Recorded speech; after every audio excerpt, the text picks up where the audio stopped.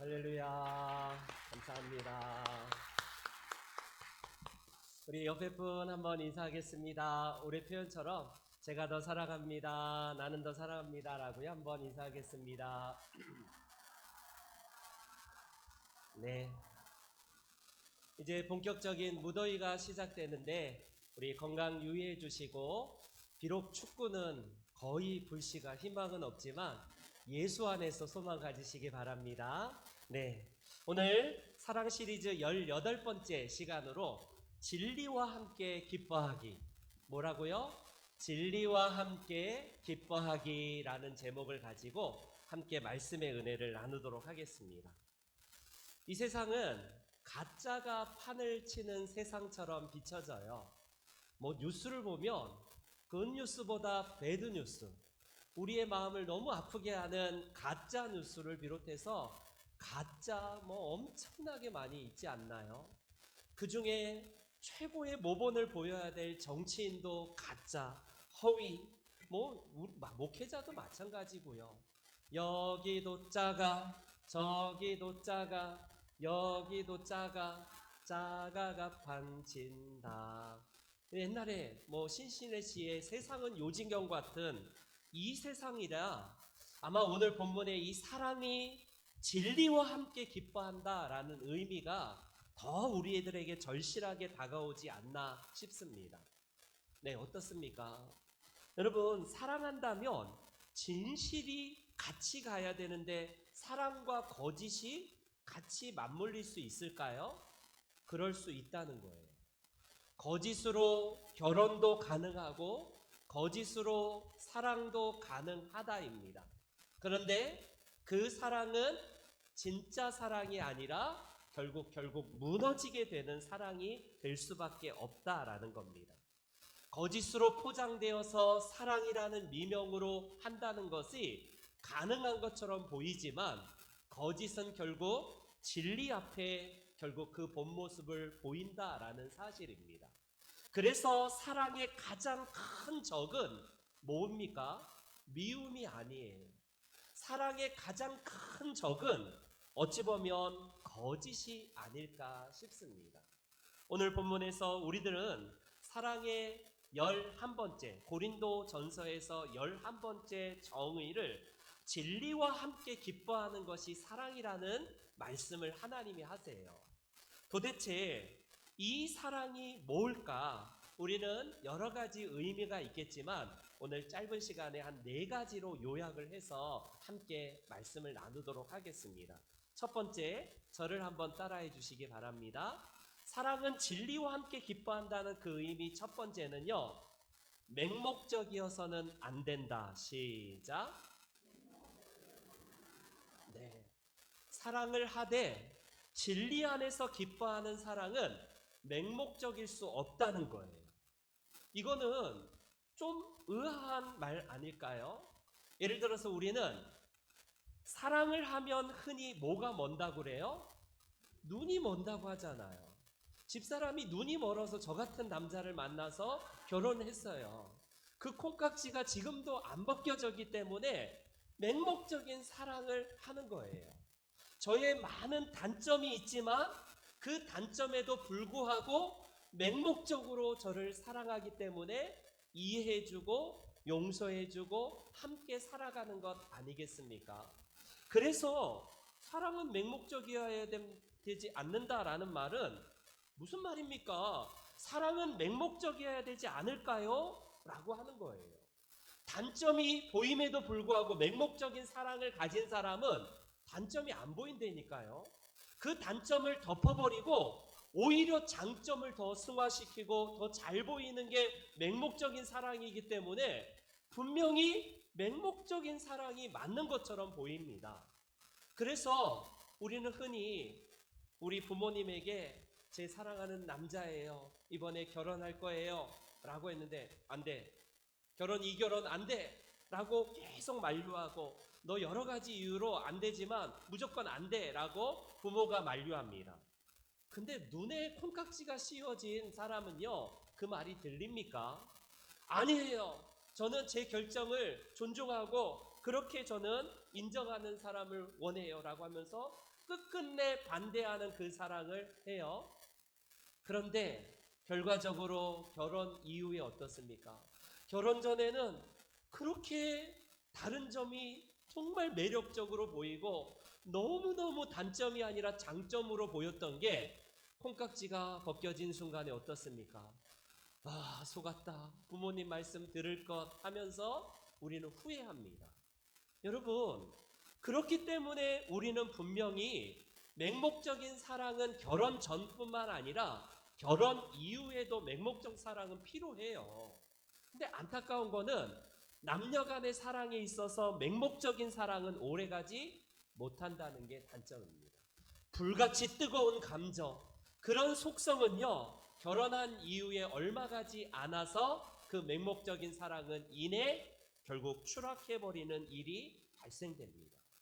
그런 면에서 맹목적이어야 되지만 결혼 이후에도 우리는요, 맹목적인 사랑을, 눈먼 사랑을 계속 해야 돼요. 왜? 하나님이 우리를 향해서 맹목적인 사랑으로, 눈먼 사랑으로 우리와 같은 우리를 선택하셨기 때문에 그렇습니다. 이 맹목적 사랑은 어디에서 정점을 이룹니까? 부모의 자식 사랑. 와, 이거는 전 세계에 공통된 겁니다. 공통적인 거예요. 여러분, 남녀 간의 사랑은 오래가지 못하지만 부모가 자식 사랑하는 거는요, 유효기간이 거의 없어요. 거의 없습니다. 그래서 맹목적인 사랑을 끝끝내 놓치지 않고 자식에게 기대를 하면서 소망을 걸면서 끝까지 우리의 자식 사랑을 하는 이유가 거기에 있지 않습니까? 여러분, 이러한 신뢰를 바탕으로 우리의 믿음의 선배들뿐만 아니라 이 땅의 위대한 위인들 보세요. 그 뒤에 아버지도 있지만 어머니가 대부분 맹목적인 사랑을 합니다. 에디슨 보세요. 반에서 천치. 얘는 도대체 답이 없는 애라고 내보낸 애를요, 엄마가 맹목적인 사랑으로 사랑을 해줍니다. 그러니 끝끝내 포기하지 않는 이 에디슨이 얼마나 세상을 놀라게 하는 발명가가 되고, 그의 인류에 대한 발명품 때문에 우리가 편의를 누리고 살지 않습니까? 그렇습니다. 이 맹목적 사랑은 필요한 것 같아요. 오늘 본문에는 분명히 맹목적이어서는 안 된다라고 말을 하지만, 맹목적인 사랑은 어찌 보면 필요한 것일지도 모르겠어요. 정치인에 대한 맹목적인 추종과 사랑을 아십니까? 내가 여를 좋아하면요, 여가 잘못된 정책을 내놔도 무조건 좋아해요. 내가 덮어놓고 맹목적이기 때문에 그럴 만한 이유가 있겠지 하면서 보고 싶은 것만 봐요. 보수적인 것을 좋아하시는, 정당을 좋아하시는 분은 어떠한 잘못된 정책을 내놔도 그냥 덮고 안 되니까요. 그래서 사람들은 해석하는 게 유리한 쪽으로, 좋은 쪽으로 내가 좋아하는 정당을 향해서는 그러한 성향을 가지고 있어요. 이게 맹목적인 지지 아니겠습니까? 그래서 사랑을, 눈이 먼 맹목적을 사랑을 하는 것은요, 장점이기도 하지만 때로는 단점도 된다는 사실을 기억하셔야 돼요. 여러분, 부부간의 사랑을 지속하기 위해서는 결혼 전에 맹목적이고 눈먼 사랑이 있었던 것처럼 그때도 필요하지 않을까요? 우리의 자식 사랑뿐만 아니라 교우 관계에서도 우리는 눈먼 사랑이 때로는 필요해요. 허물을 덮어주는 사랑이 필요합니다. 그런데 그 맹목적인 사랑이 어때요? 내 편만을 위하고 무조건 내 편만을 위한 것이라면 어떻습니까? 그 맹목적이 때로는 다른 사람들에게는 해악이 되는 경우도 있고 피해를 주는 경우도 있습니다. 내 자식을 맹목적으로 사랑하기 때문에 어떤 편법과 불법을 통하여서 좋은 대학 보내고 좋은 데 취직시킨다면 또 다른 누군가는 희생되기 때문에 맹목적인 사랑은 굉장히 위험할 수 있는 거예요. 그렇기 때문에 우리는요, 맹목적인 사랑을 하되 도덕적인 가치의 기준 하에서 하는지 늘 분별이 필요합니다.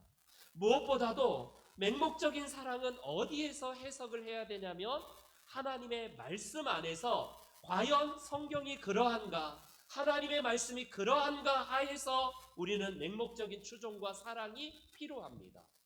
여러분, 정치에서 여를 좋아할 수도 있고 야를 지지할 수도 있어요. 그거는 우리의 기호입니다. 그런데 그게 성경에서 말하는 하나님 말씀의 기준에서 벗어나는 경우에서 무조건 좋아하고 두둔하고 지지하는 것도 이거는 아니라는 거예요.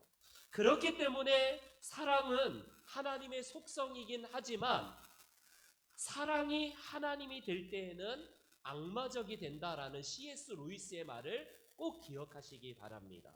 우리가 영화에 보면 대부분 어떻습니까?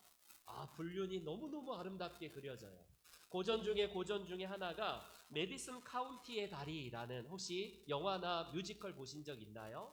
그 소설을 바탕으로 로버트 윌러라는 사람이 쓴 저 메디슨 카운티의 다리를 보면요, 한 남녀가 등장하는데 서로 다른 아내와 남편이 있는 관계예요. 근데 둘이 만나는데 불륜입니다. 너무 뜨겁고 너무 감동적이고 혼란을 줘요. 야, 이건 불륜이 아니야. 야, 저런 영화를 보면요, 어떤 생각이 듭니까? 보통 이 인간은 왜 저런 인간 만났나 하고 마치 애인쯤 하나 있는 게 진짜 환상적이고 로맨스가 진짜 좋은 것처럼 메시지를 전해줘요. 여러분, 한번 영화를 보신 분은 알겠지만 쉽게 저런 영화에서는 주는 메시지가 사랑이라는 이름은 모든 걸 다 덮는다 라는 메시지를 줘요. 그게 불륜이 됐건 잘못된 방법이건 거짓이건 간에 사랑이라는 이름으로 모든 게 가능하다. 과연 그럴까요? 아닙니다. 다음 컷 한번 넘겨주시면 나오는데, 예, 그렇습니다. 우리는요, 이런 유의 소설이나 이런 류의 영화를 계속 보다 보면 어떤 생각이 듭니까? 사랑은 진리 안에서 하는 게 아니라 사랑은 감정으로 하는 거야. 사랑은 뜨거운 걸로 하는 거야. 이런 착각을 갖게 한다는 겁니다. 그렇지만 사랑은 오늘 본문에서 진리에 부합하여야 된다. 진리와 함께하지 아니하면 맹목적으로 추종하는 그 모든 것들은 무너질 수밖에 없다는 것을 기억하시기 바랍니다. 소설이나 영화는 현실과 다르게 환상과 로맨스를 보여주지만 그거는 철저하게 거짓의 바탕을 둔 것은 무너질 수밖에 없다는 걸 기억하시기 바래요. 그래서 진정한 사랑은 가장 먼저 맹목적이어서는 안 된다. 이걸 꼭 기억하시기 바랍니다. 두 번째, 사랑은 진리 안에서 진리와 함께 기뻐한다는 의미는 뭘까요? 저를 따라해 주세요. 진리를 사랑하고 거짓을 멀리하는 것. 시작. 네. 여러분, 진리를 사랑한다는 것은 거짓과 함께 할 수 없다는 것입니다. 그래서 우리는요, 자그마한 거짓말이라도 습관이 되지 않도록 거짓에 대해서 경각심을 가져야 돼요. 예를 들어서 이 정도쯤 거짓은 하얀 거짓말인데 이거는 그 사람을 위한 것이고 나도 위한 것이기 때문에 선의의 거짓말이야. 나는 그렇게 생각해서 거짓을 습관적으로 하다 보면 어떤 생각이 듭니까? 여러분, 작아 보이는 거짓말로 결과적으로 엄청난 큰 피해를 입었던 사건이 성경에 많이 등장하는데 그 중에 창세기 기사를 보면 이런 기사가 나와요. 아브라함이 식량이 떨어져서 기근을 때문에 가나안 땅에 몰아닥친 이 흉년 때문에 아내와 함께 이집트로 이제 식량을 구하러 갑니다. 이집트로 내려가는데 문제는 뭐냐면 우리 사랑하는 미세스 이 사라가 너무 예쁜 거예요. 어떡하지? 혹시 우리 아내를 죽이고 나도 죽이고 아니면 아내를 빼앗기는 건 아닐까? 그래, 지혜로울 필요가 있을 거야. 이때에는 아내라고 하지 말고 내 여동생이라고 해야겠다. 노이라고 해야겠다라는 마음을 갖습니다. 그렇게 거짓말을 해서 피해 볼 사람은 아무도 없고 오히려 생명도 건지고 식량도 가지고 오니까 일석이조 아니냐. 아브라함 딴에는 나름대로 그런 생각이 있었던 듯 싶어요. 그런데 문제는 뭡니까? 자그마한 거짓. 진리가 아닌 자그마한 거짓에서 시작된 아브라함의 이야기는 걷잡을 수 없는 눈덩이처럼 커져서 결국 이집트의 파라오의 그 나라에까지 재앙을 가져다주는 엄청난 아픔을 줍니다. 여러분, 거짓은 잠깐의 임기응변으로 넘어갈 수 있어요. 문제는 또 다른 그 상황에서 그 거짓말 때문에 또 다른 거짓말을 해야 되고 거짓말을 해야 되고 계속 우리는요, 이거는요, 거짓말을 거짓말로 덮을 수밖에 없는 것이라는 겁니다. 그래서 우리는요, 진리 안에서 기뻐한다는 것은 거짓을 계속 멀리할 필요가 있어요. 여러분, 초대교회에 우리 이제 놀라운 부흥이 시작됩니다. 창세기에 보면 베드로 사도가 설교할 때마다 5,000명씩 막 3,000명씩 회개하고 세례받는 그런 일들이 일어나요. 그런데 이 일에 찬물을 끼얹는 첫 번째 사건이 등장을 하는데 바로 아나니아와 삽비라 부부가 바나바 사도가 헌금을 교회에 전부를 바치는 걸 보고 감동을 받아서 칭찬을 듣는 걸 보고 나도 헌금을 해야겠다 라고 하면서 사도님, 베드로 사도님, 여기 우리 가진 전부 재산을 가져왔습니다. 전부가 아니라 일부만 내놓고 전부라고 속여요. 아니, 그 정도면 그래도 가상한 거 아닌가.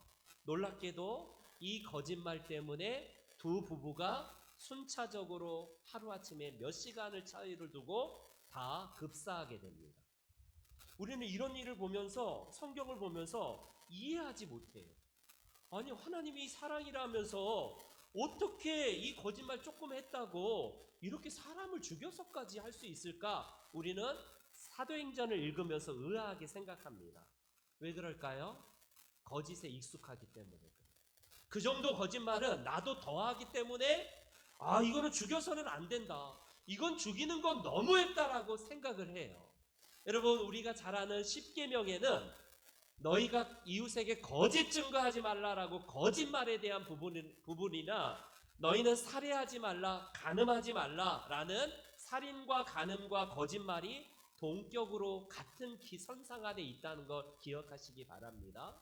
우리는 거짓말 정도는 쉽게 하면서도 뭐라고 하냐면 큰 죄가 아니야. 이 정도쯤은 누구나 하는데 뭐. 이 정도쯤은 하나님도 이해하실 거고 이거는 공동체를 위해서 좋은 거짓말이야 라고 나름대로 내가 해석을 해서 거짓말을 한다는 거예요. 그렇지 않습니다. 거짓말에 대한 하나님의 관점과 우리 인간의 관점이 얼마나 큰지를 보여주는 사건이 바로 이 아나니아와 삽비라 부부의 죽음 사건입니다. 그래서 우리는요, 로마서 12장의 말씀을 기억하시기 바랍니다. 어떤 말씀이요? 같이 읽어보겠습니다. 시작. 아멘, 아멘. 악에 속하는 것은 거짓으로 말하거나 거짓으로 하는 모든 걸 말합니다. 그렇기 때문에 선에 속한 사랑을 하는 것이 사랑이 진리 안에서 진리와 함께 기뻐하는 것이다 라는 사실입니다. 그렇기 때문에 항상 여러분 진실하게 하십시오. 내 삶의 모든 진실을 자그마한 것일지라도 거짓을 멀리 하시는 그 사랑을 하시기를 주님의 이름으로 축원합니다. 아멘. 세 번째로 사랑이 진리와 함께한다라는 말의 의미는 이것입니다. 저를 따라해 주세요. 따라해 주세요. 진리를 듣는 것을 기뻐하기. 시작. 아멘. 성경에도 나와 있듯이 오늘날 내 귀를 긁어줄, 내 사욕을 좇을 스승을 많이 두는 시대가 되었습니다. 딱 표면 진리 아닌 엄청난 것들이 스마트폰과 유튜브와 SNS와 엄청난 정보들이 엄청나게 내 귀를 얼마나 시원하게 해주고 마음을 시원하게 해주는지요. 그렇지 않습니까? 사랑은 진리와 함께한다라는 이 기준에서 하나님의 말씀의 진리의 기준을 붙들고 이 기준 하에서 이 모든 것들을 상대화시키는지요. 한번 보세요. 이게 진리의 절대적인 기준이 된 사람은 성경은 아무 관심이 없어요. 요번에 뭐가 어떻대? 뭐가 부정선거가 어떻대? 뭐가 어떻대? 그 기준에 일희일비하면서 휘청휘청하면서 거기에 귀를 기울여요. 하나님의 말씀을 기뻐하고 진리 듣는 것을 기뻐하는 대신에 내 사욕을 좇을 스승을 많이 둔 시대가 이 시대라는 겁니다. 여러분 어때요? 하나님의 말씀을 듣는 것을 즐겨 하십니까? 아니면 이 세상의 온갖 가십과 모든 정보들이 거짓에서 나오는 것인지 진리에서 나오는 것인지 분별할 필요 없이 내 기호에 따라서 그런 것들을 듣고 있는지요? 여러분 스바 여왕을 기억하십니까? 솔로몬의 소문을 듣고 먼저 아프리카에서요 이스라엘 이스라엘까지 모든 사절단을 데리고 선물과 그 이동 비용과 엄청난 사람들을 데리고 옵니다. 왜? 진리를 듣기 위한 귀를 가졌다라는 것을 볼 수 있어요. 그래서 솔로몬을 만나보니까 감동할 뿐만 아니라 솔로몬의 옆에 있는 신하들이 부러울 정도예요. 왜? 솔로몬의 지혜를 늘 옆에서 들을 수 있는 사람들이기 때문에 그것을 스바 여왕이 감동하고 돌아갑니다. 여러분 그렇습니다. 사랑은 진리와 함께 한다는 것은요 가십거리를 듣기를 좋아하는 사람이 아니라 진리를 듣는 것을 좋아하는 거예요.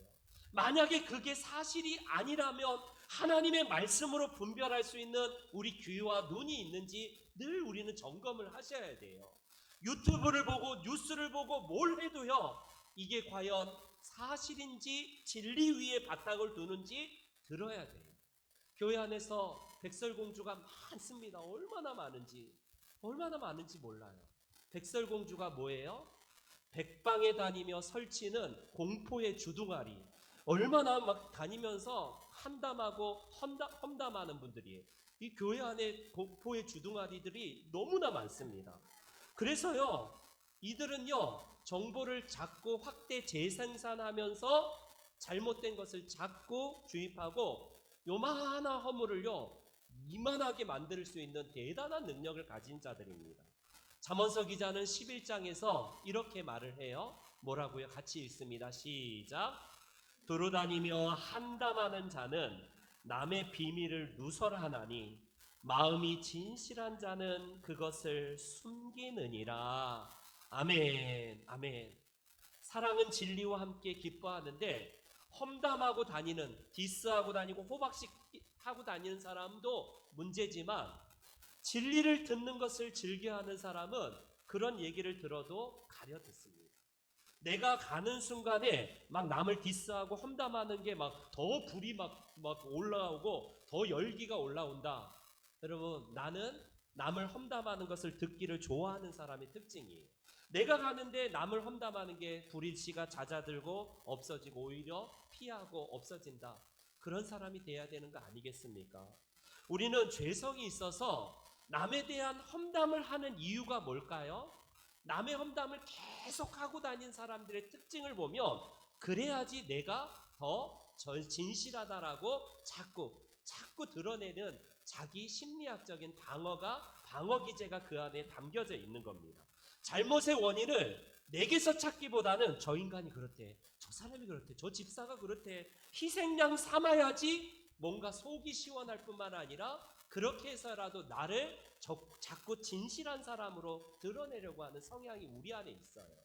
여러분, 우리는요 교회에서 가장 중요한 게 공포의 주둥아리, 이 백설공주들을요 다 잡아야 됩니다. 다 잡아야 돼요. 최소한 교회는 백설공주가 없어야 돼요. 그 백설공주 때문에 교회가 와해되고 무너지고 너무나 어려움을 겪지 않습니까? 사랑은 진리와 함께 있는다는 것은요 진리를 듣는 거예요. 그런데 험담을 들으면 어떻습니까? 에이, 그럴 수가, 그 사람이 그럴 수 없어. 두 번 들으면 그럴 수도 있을까? 세 번째 들으면 맞아, 그런 것 같아. 네 번째 들으면 맞아 하면서 같이 맞장구 치면서 같이 험담하는 사람입니다. 여러분, 험담하는 사람은 주범이지만 같이 그 얘기를 듣고 즐겨하고 그것을 가십거리로 삼아서 안주거리로 삼아서 하는 사람들은요 공범이에요, 공범. 사랑하는 우리 성도 여러분, 사랑은 진리 안에서 기뻐한다는 것은 두루다니며 함담하는 게 아니라, 듣는 것이 아니라 어떤 것입니까? 우리 잠언서 20장과 26장을 한번 볼게요. 같이 한번 읽습니다. 시작. 남의 비밀을 함담한 입술을 벌린 자는 사귀지 말지니라. 나무가 닿으면 불이 꺼지고 말장이가 없어지면 다툼이 쉬느니라. 험담하는 자 옆에서 피하래. 그를 사귀지도 말래요. 이게 우리 하나님의 말씀입니다. 이거는 진리와 함께하는 사람은요 남의 이야기 험담하는 얘기를 혹시 그게 사실일지라도 우리는요 단번에 평가하는 게 좀 유보하셔야 돼요. 판단을 유보하셔서 나중에라도 얼마든지 그게 사실인지 아닌지 드러날 때가 있는데 그런 자들과 사귀는 것은 아니다라는 겁니다. 사랑하는 우리 성도 여러분, 백설공주가 되지 마시고 진리 안에서 참된 공주들이 되시기를 주님의 이름으로 축원합니다. 마지막으로 사랑은 진리와 함께한다는 것은 뭘 의미할까요? 네, 저를 다시 한번 따라해 주시기 바랍니다. 진리 안에서 행하는 것을 기뻐하는 것. 시작. 기뻐하는 것. 네. 남들이 내 사랑하는 자식이 누구가 너무나 끔찍하게 아끼는 사람이 잘못된 길로 가요. 잘못된 길로 가는데 사랑 때문에 묵인하고 그럴 수 있지 하고 넘어갑니까? 여러분, 그러면 안 된다는 게 이게 진리 안에서 기뻐하는, 진리와 함께 기뻐하는 거예요. 우리는요 잘못이라면 사랑할수록 더 그를 사랑하기 때문에 진리를 말해줘야 돼요. 반대로 진리가 아닌 거짓된 길, 잘못된 길로 가면 아니야, 그건 아니야 라고 말할 수 있는 담대한 용기가 우리 안에 있어야 돼요. 여러분, 여호사밧 왕이 우리가 잘 알듯이 북왕국 그 왕과 함께 전쟁을 수행하기 위해서 올라갈까 말까 하는데 고민하고 있는데 거짓 선지자들이 올라가소서 전쟁해도 됩니다. 전쟁하면요 어떻습니까? 전쟁하면 승리할 겁니다 라고 거짓말로 감언이설로 이 여호사밧 왕에게 이야기를 합니다.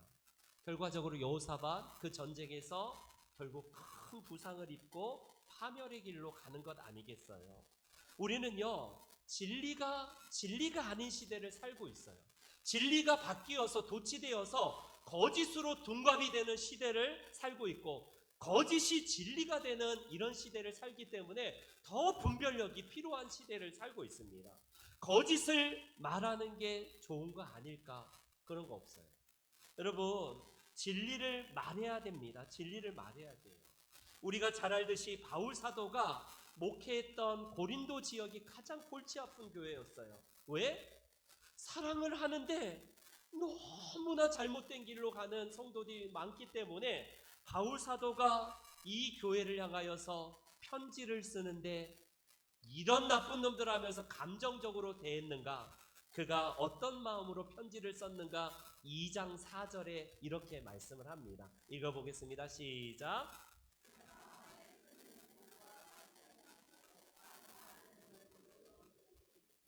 이는 너희로 근심하게 하려 한 것이 아니요 오직 내가 너희를 향하여 넘치는 사랑이 있음을 너희로 알게 하려 함이라. 아멘. 여러분 넘치는 사랑이 바울 사도의 안에 있대요. 보통 넘친다, 사랑이 넘친다면 에이 덮어주자, 그 정도면 이해해주자, 이게 넘치는 사랑이라고 생각하지 않나요? 바울 사도는 고린도 교회를 생각하면 눌림이 있고 많은 눈물로 이 편지를 기록하면서 사랑은 넘쳐요. 그런데 어느 것 하나 잘못된 것 쉽게 넘어가지 아니하고 이 문제는 이거다, 이 문제는 이렇게 처리해야 된다, 이거는 잘못된 것이다 라고 정확하게 지적을 하고 지시를 하고 잘못된 것을 바꾸라라고 이야기를 해요. 여러분 이게 필요합니다. 우리는 사랑이라고 하면 아까 맹목적이어서 뭐든지 덮어놓고 믿는 게 사랑이라고 생각을 해요. 아닌 게 아니라 성경에 보면 베드로 사도는 바울과 다르게 이렇게 말하지 않나요? 어떻게 해요? 베드로 사도의 다음 우리 한번 베드로 사도의 말씀을 한번 들어볼게요. 시작. 무엇보다도 뜨겁게 서로 사랑할지니 사랑은 허다한 죄를 덮느니라. 아유 저 사람 내가 사랑하니까 덮어줘야겠다. 이 사람 흉과 허물을 덮어줘야지. 이게 사랑이래요. 바울 사도에 의하면 하나님의 말씀은 덮어주는 사랑이라고 하고, 무슨 소리야? 이 문제는 덮을 게 아니라 사랑은 맹목적이어서는 안 돼. 진리 안에서 사랑해야 되기 때문에 이 부분은 정확하게 짚어줘야 돼. 도대체 누가 맞는 거예요? 베드로파가 맞아요? 바울파가 맞습니까?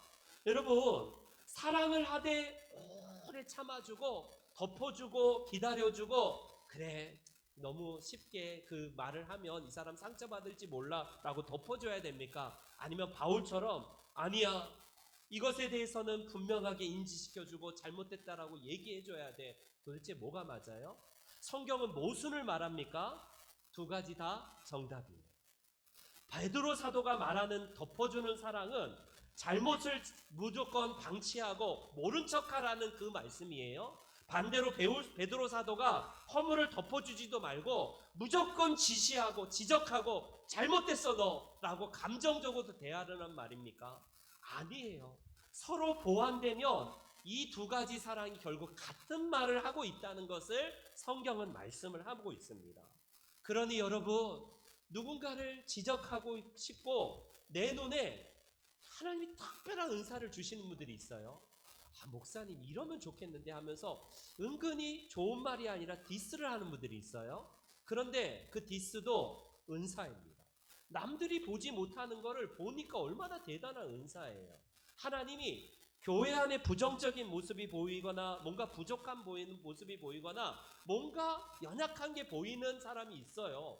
남들은 안 보이는데 내 눈에만 보여주는 것은 은사로 보시기 바랍니다. 그 사람은요, 특별한 사명이기 때문에 그것 때문에 기도해주고, 그것 때문에 더 보충해주고, 더 그것 때문에 내가 그것을 보완해서 사랑할 필요가 있다는 것을 하나님이 사명으로 주신 사람이에요. 그걸로 백설공주처럼 다니면서 험담하는 게 아니라 그걸 가지고요, 더 덮어주고 더 사랑하라는 하나님의 사명이에요. 문제는 뭐입니까? 그 사명은 다 때려치우고 눈물 하나 없어요. 그 상대방을 향한 정말 애누리 없이 가차 없이 디스하고 정죄하는 그게 문제가 아닐까요? 사도 바울처럼요, 허물을 덮어주는 사랑을 하지 말라는 게 아니에요. 사도 바울은 눈물로써 잘못된 길을 가는 고린도 교회를 향하여서 진리 안에서 행하는 것이 무엇인지를 그가 정확하게 잘못을 방치하거나 못 본 채 하지 않고 그것에 대해서 말하고 있지 않습니까? 이제 결론을 맺겠습니다. 여러분, 사랑을 하면 아프다고 하잖아요. 맞는 말 같아요. 여러분, 사랑을 하면 그냥 맨정신으로 못해요. 아픕니다. 사도 바울은 고린도 교회를 향해서 진리 안에서 그들을 기뻐하기 때문에 이 부분을 방치하지 않았습니다. 그렇다면 하나님은 우리를 향해서 어떤 사랑을 보이셨을까요? 하나님이 우리를 사랑하실 때에 어이구 내 새끼, 내가 너를 쳐다와 바꿀 수 없는 내 사랑으로 내가 너를 선택했으니까 너는 이제 내 거 하고 하나님은 눈먼 사랑으로 우리를 사랑하셨어요. 거의 맹목적입니다. 아니 보면 흠덩어리인데 하나님은 십자가의 사랑으로 우리 보실 때에 거의 맹목적으로 사랑하세요. 근데 그 맹목적인 사랑이 우리가 잘못된 길로 갔을 때도 에이 그럴 수 있어 그럽니까? 구약이나 신약이나 하나님은 죄에 대해서는 단호하세요. 너무 아파하십니다. 특별히 사랑하는 하나님의 백성들, 이스라엘 백성들이 곁길로 갔을 때에는 반드시 징계하십니다. 히브리서 기자가 이런 말을 하거든요. 한번 다 같이 읽어보겠습니다. 시작.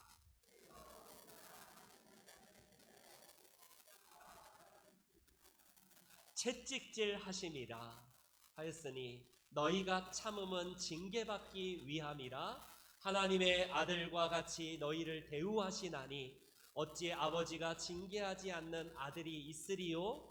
징계는 다 받는 것이거늘 너희에게 없으면 사생자요 친아들이 아니니라.